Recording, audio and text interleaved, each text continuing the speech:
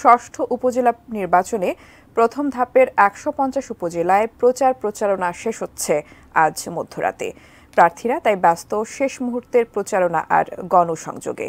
নির্বাচনী বিধিমালা অনুযায়ী ভোট গ্রহণের ৩২ ঘণ্টা আগে প্রার্থীদের প্রচার শেষ করতে হয়। সে হিসেবে আজ রাত ১২টার পর কোনো রকম প্রচার চালানো যাবে না। ৮ মে টানা ভোটগ্রহণ চলবে সকাল ৮টা থেকে বিকেল ৪টা পর্যন্ত।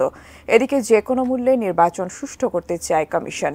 আজ কিছু দুর্গম এলাকায় ভোটগ্রহণের সামগ্রী পাঠানো হলেও বেশিরভাগ কেন্দ্রেই এসব সামগ্রী পৌঁছানো হবে আগামীকাল। এদিকে ঝুঁকিপূর্ণ কেন্দ্রগুলোতে বিশেষ ব্যবস্থা গ্রহণ ও নজরদারি করছে নির্বাচন কমিশন। এবার দেশের ৪৯৫টি উপজেলার মধ্যে ৪৭৬টিতে ৪ ধাপে নির্বাচন হবে।